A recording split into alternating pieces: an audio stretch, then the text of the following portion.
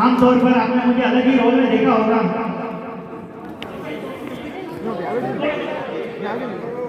मैं अक्सर मुझे यहाँ पर लोगों को पहुँचाने का काम मिला हुआ है स्कूल के अंदर, क्योंकि मैं पहुँचाने में बड़ा एक्सपर्ट हूँ। लोगों को पहुँचाने में और लाने का काम है।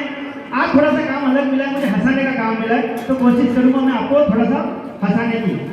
फर्स्ट ऑफ ऑल मैं आप लोगों के लिए दो लाइनें बोलना चाहूँगा। ये दोनों लाइनें जो है वो शिक्षक और स्टूडेंट के बीच में है और उन दोनों के लिए है कि न जाने कब आपका और हमारा किस घड़ी में मेल हो गया, कि न जाने कब किस घड़ी में आपका और हमारा मेल हो गया, कैसे वक्त गुजर गया पता ही नहीं चला और आज आपका फेयरवेल हो गया। एक बार जोरदार तालियां हो जाए।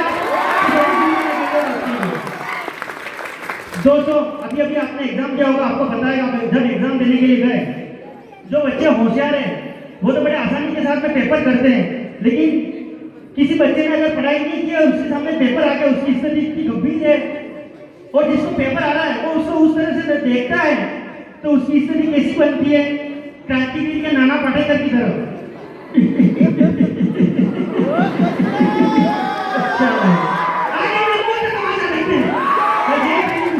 उस समय आजकल कैसे कैसे बच्चे आ गए सर। अभी एक ही मैं स्कूल में ऊपर से जा रहा था, बिल्डिंग जो थर्ड फोर्थ क्लास के ऊपर बैठती है, छोटे बच्चे पढ़ रहे थे, थर्ड क्लास ही हो गया आई थिंक।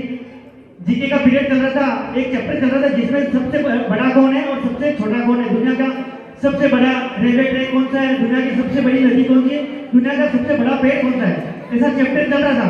और थर्ड क्लास का बच्चा आप देखना शरारत कर रहा था, पढ़ाई नहीं कर रहा था, तो अचानक टीचर ने उसके ऊपर एक चौक मारी और बोला बेटा बेंच पे खड़े हो जाओ, बताओ दुनिया का सबसे बड़ा पेड़ कौन सा है।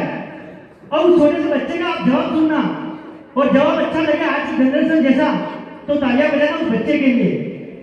मैडम ने कहा कि बेटा बेंच पे खड़े हो जाओ, बताओ दुनिया का सबसे बड़ा पेड़ कौन सा है। वो बच्चा बोला कि मैडम जी बेंच पे खड़ा हो जाऊंगा मेरे बाप का क्या जाएगा, लेकिन इतना बताओ कि इस बेंच पे खड़े होकर क्या वो पेड़ नजर आएगा। एक बार जोरदार तालियां बजा दीजिए हमारे सभी स्टूडेंट्स के लिए। मैं क्या आपको हंसाऊं, आजकल हमारे देश के नेता और हमारे देश के बाबा हमसे ज्यादा हंस रहे हैं। मैं आपको बताता हूं हमारे देश के नेता, अभी कुछ ही समय पहले हमारे राजस्थान में चुनाव हुए थे, आपको पता है विधानसभा चुनाव हुए थे।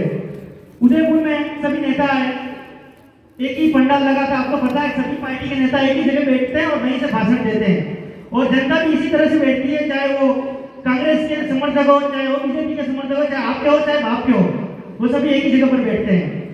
और आजकल क्या जो नेता जितना अच्छा बोलता है, जितनी अच्छी मार्केटिंग करता है, इतने उसे वोट मिलते हैं।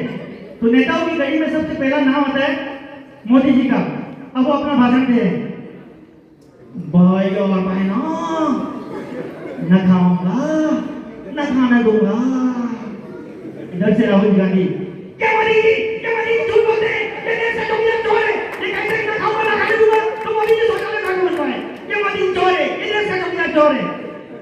इतने में हमारे अशोक जी गहलोत वो का पीछे रहने वाले थे, वो आए, जी जब राजस्थान पहली बार पेपर लीक हुआ हमने 4 दिन का पिंजरा पकड़ लिए, जब दूसरी बार पेपर लीक हुआ हमने 2 दिन का पिंजरा पकड़ लिए। मैं आपकी वादा करता हूँ अगर अगली बार पेपर लीक होगा हम 1 दिन में बच्चे पकड़ लेंगे। अच्छा किसी ने पूछ लिया आपको कैसे पता कि अगली बार पेपर लीक होने वाला है, तो बोले मैं तो कैसे करूँ सब जानता हूँ। तो एक हमारे नेता है लालू प्रसाद जी यादव, जो आजकल सत्ता में तो नहीं है लेकिन पार्टी से जुड़े हुए आते जाते रहते हैं। तो लालू जी भी आए हुए थे, तो किसी मीडिया वाले पूछ रहा है कि लालू जी आपके ऊपर आरोप है कि आपने बिहार की जनसंख्या बढ़ाई है। तो लालू जी ने जवाब दिया, बात करता है, हम जब सत्ता में रहा तो रेल बनाया हूँ, जब घर में रहा तो रेल बनाया हूँ, इसके पीछे भी कांग्रेस का हाथ है। और उसे पूछा कांग्रेस का हाथ किसे, जब पहली बार यह परिवार नियोजन की योजना लाए हम उस समय विपक्ष में था और इसका पूरा विरोध करना हमारा राजनीतिक धर्म था। बात करता है एक नेता अन्ना हजारे जी, उनको आप सब जानते होंगे, ऐसा भी कह सकते हो उन्होंने आप पार्टी की नींव रखी थी। अन्ना हजारे जी से किसी ने पूछ लिया कि अन्ना जी आजकल आप कुछ क्यों नहीं बोलते हो। अन्ना जी बोले कि बेटा मैं आजकल कुछ नहीं बोलता, क्योंकि मैं कुछ भी बोलता हूँ उसका फायदा किसी और को होता है। तो उसका फायदा किसी और को कैसे होता है वो अन्ना जी बता रहे हैं, आप सुनना। अगर आपको अन्ना जी के बारे में पता है उनके अनशन जो किया था उन्होंने उसके बारे में बताया तो आपको निश्चित रूप से अच्छा लगेगा। तो अन्ना जी बता रहे हैं कि दूसरों को फायदा कैसे होता है। खाली पीली 18 दिन खाना नहीं दिया रे, बोले बोले अन्ना का मिसयूज किया रे, झाड़ू और मफलर ने सरकार बनाई, धरना धर धर के चाट गए मलाई। अनशन अन्ना करे, टेंशन अन्ना करे, प्रवचन अन्ना करे, सत्ता लगी उनके हाथ। गंदी बात, गंदी गंदी गंदी गंदी गंदी बात। अच्छा, मैं यहाँ से बाबाओं के बारे में बताना चाहता हूँ। आजकल बाबाओं का बड़ा कहर है हमारे देश में। मैं बाबाओं का नाम लूँ, सबसे पहले बाबा का नाम आता है हमारा रामदेव बाबा।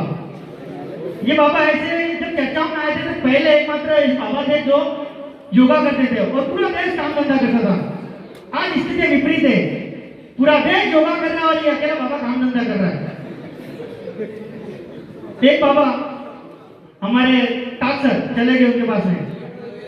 अब टाक सर अपनी समस्या बता रहे हैं। टाक सर की समस्या बताने से उन बाबा का इलाज बताने के बीच में जो हास्य है उसको आप समझने की कोशिश करना, जो कॉमेडी है उसके बीच में। और सर बता रहे हैं इनकी समस्या और उनको वो समाधान बता रहे हैं। और सर कर रहे हैं, शुगर है मुझको बाबा इससे मुझे बचाओ, शुगर है मुझको बाबा इससे मुझे बचाओ।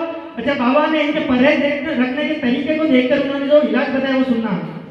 2-2 कटोरी मीठा तुम सुबह शाम खाओ, फिर भी अगर बचो तो मुझसे मिलने आओ। क्या चिंता था चिंता चिंता चिंता था। अच्छा, एक बाबा, मैं खुद एक बार उस बाबा के पास में चला गया कि बाबा आजकल कुछ भी काम कर रहा असफल हो रहा हूँ, कोई इलाज बताइए। बाबा बोले कि